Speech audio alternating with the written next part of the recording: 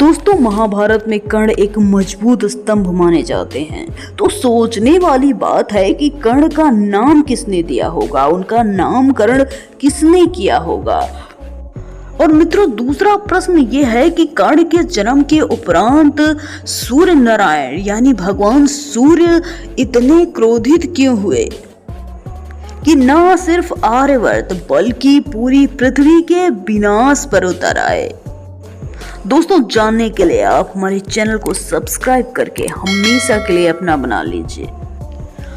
और दोस्तों, आप अगर सच्चे हिंदू और भगवान कृष्ण के उपासक हैं तो कमेंट सेक्शन में राधे कृष्ण लिखकर अपनी हाजिरी अवश्य लगाएं।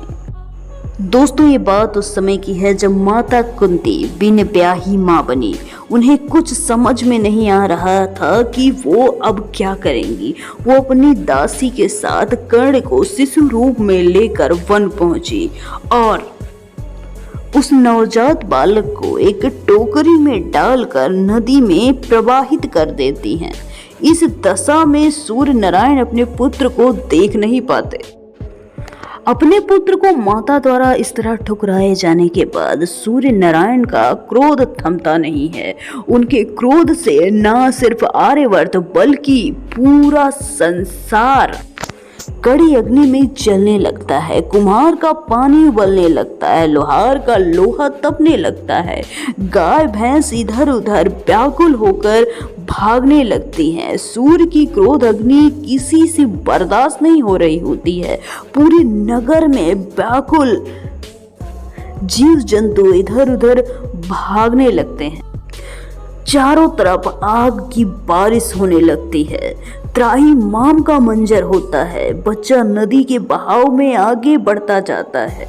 तभी एक युवक उस बच्चे को बहता हुआ देखता है और वो नवयुवक उस बच्चे को बचाने के लिए नदी में कूदने लग जाता है। लेकिन दोस्तों, सूर्य नारायण का कहर अब भी थमने का नाम नहीं ले रहा है। दूसरी तरफ वो युवक उस बच्चे को बचाने की हर कोशिश करता है। नदी जाकर सागर में मिलने लगती है।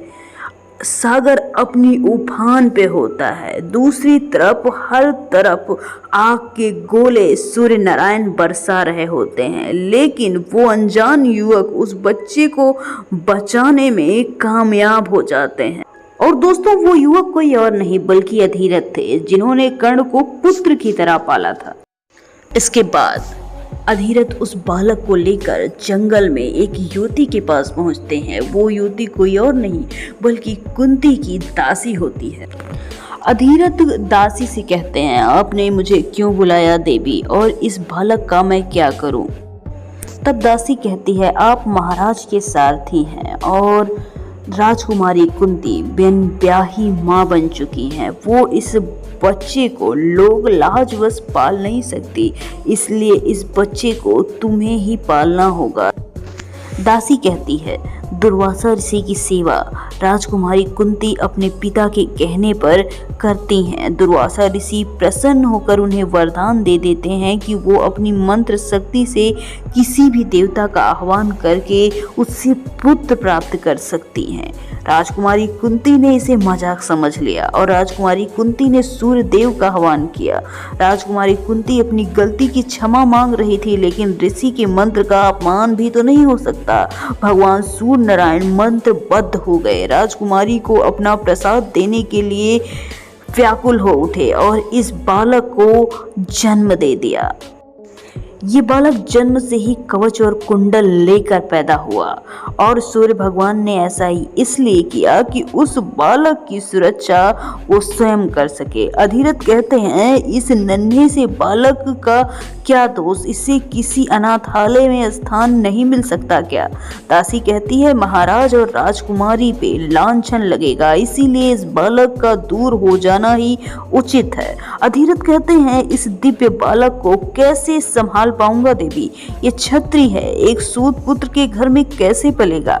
दासी कहती है, आपको इसकी चिंता करने की कोई जरूरत नहीं। आप इसे पुत्र रूप में स्वीकार करें और ये सच हमेशा गुप्त रखिएगा कि आप इसके पिता नहीं हैं। आपकी पत्नी गर्भवती है और जाकर पुत्र उत्पन्न होने से पहले अपनी पत्नी के पास इस बालक को रख दीजिएगा, ताकि जब वो होश में आए तो उन्हें लगे कि उन्होंने जुड़वा बालकों को जन्म दिया है। और अधिरथ ने ऐसा ही किया। पुत्र उत्पत्ति के बाद अब बारी आई नामकरण की, तो नामकरण स्वयं अधिरथ ही करते हैं। अधिरथ कहते हैं जिस प्रकार गणित में कर्ण रेखा सबको काट देती है, उसी प्रकार ये बालक भी हर बुराई, हर बंधन को तोड़कर एक नई मिसाल कायम करेगा, इसलिए इसका नाम कर्ण होगा। ये बालक अपना रास्ता स्वयं ही बनाएगा।